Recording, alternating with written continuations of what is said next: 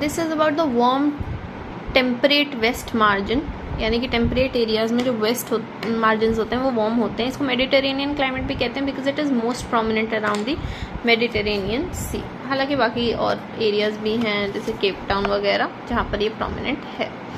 तो अब क्या है, ये ज़्यादातर वेस्टर्न पोर्शन ऑफ कॉन्टिनेंट्स में देखने को मिलता है 30 to 45 degrees north and south of equator, ठीक है। और इसमें इसकी एक खास बात है रेन शिफ्टिंग बेल्ट्स, यानी ITCZ जो है वो शिफ्ट होता रहता है। इस वजह से यहाँ पे विंटर्स में रेनफॉल होती है और समर्स में नहीं होती है।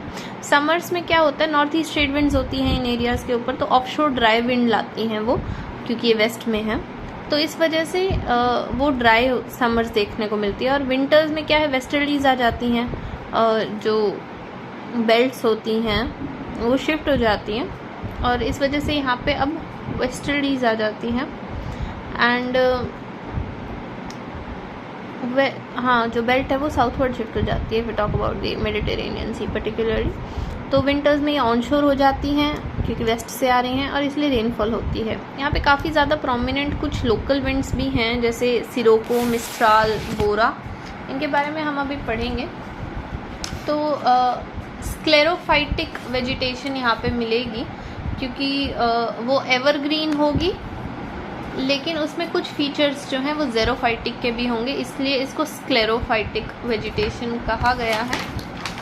अब हम देख रहे हैं साइक्लोनिक रेन भी काफ़ी ज़्यादा आती है, जो विंटर रेन होती है साइक्लोनिक होती है और इस वजह से यहाँ पे फ्लड्स भी देखने को मिलते हैं, ठीक है। और बाकी दिनों में जब रेनफॉल नहीं होती है तो काफ़ी ज़्यादा सनी क्लाइमेट होता है, गर्मी होती है काफ़ी।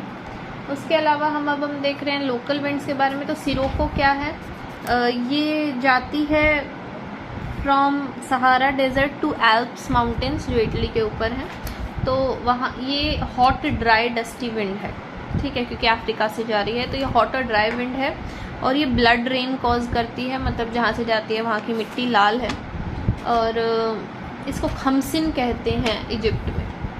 उसके बाद आ जाते हैं मिस्ट्राल। मिस्ट्राल जो है कोल्ड विंड है एंड फनलिंग इफेक्ट कॉज करती है। ये एल्प्स से बहती है और एल्प्स की दो पहाड़ियों के बीच में वैली से बहती है और बहुत तेज़ होती है और कोल्ड होती है, तो फनलिंग इफेक्ट की वजह से इसलिए काफ़ी डैमेज कॉज करती है टू द क्रॉप्स। इसके अलावा है बोरा, ये भी कोल्ड विंड है, सिर्फ एक सिरोको वार्म विंड है, मिस्ट्राल और बोरा कोल्ड विंड है, ओके।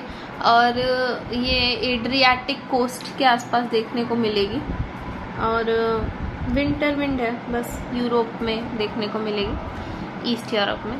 अब आ जाएंगे हम नेचुरल वेजिटेशन पे। बहुत ज़्यादा अबंडेंट वेजिटेशन तो होती नहीं क्योंकि आधा साल जो समर्स का होता है वो ड्राई होता है और विंटर्स में ग्रोथ इतनी होती नहीं है, हालांकि बारिश होती है पर ग्रोथ इतनी नहीं होती, तो ज़्यादातर ग्रोथ जो है वो स्प्रिंग सीजन के आसपास हो जाती है यहाँ पे। और बहुत ज़्यादा प्रोमिनेंट ट्रीज़ नहीं है, इसलिए एब्सेंस ऑफ शेड और ग्रासेस भी इतनी नहीं मिलेगी। वायरी बंचेस ग्रासेस हों तो ठीक है, लेकिन बाकी बहुत अच्छी ग्रास नहीं है।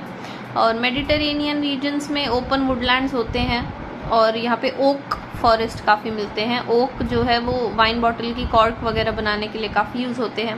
ऑस्ट्रेलिया में इन एरियाज़ में यूकलिप्टस ट्रीज़ वगैरह देखने को मिलेंगे। उसके बाद आ जाएंगे किस टाइप का एग्रीकल्चर यहाँ होता है। ऑर्चर्ड फार्मिंग होती है, वह सिट्रस फ्रूट्स काफ़ी ज़्यादा उगाए जाते हैं, जैसे सनकिस्ट ऑरेंज हैं फ्रॉम कैलिफोर्निया और इजराइल से है जाफा ऑरेंज। तो ये कुछ पूछ सकते हैं, जाफा ऑरेंज इजराइल से है, सनकिस्ट ऑरेंज है कैलिफोर्निया से, सेविल जो है वो स्पेन से देखने को मिलते हैं। फिर ऑलिव ट्री काफ़ी प्रोमिनेंट है और वीट जो है वो विंटर्स में उगाया जाता है और हार्ड वीट होता है और इसलिए वो मैकरोनी, स्पेगेटी वगैरह बनाने के लिए काफ़ी यूज़ होता है। राइस भी उगाया जाता है यहाँ पे और पैस्चर के लिए ट्रांसह्यूमांस प्रैक्टिस करते हैं जो यहाँ के शेफर्ड्स और एनिमल रखने वाले लोग होते हैं। और विटीकल्चर यानी वाइन मेकिंग काफ़ी प्रोमिनेंट है।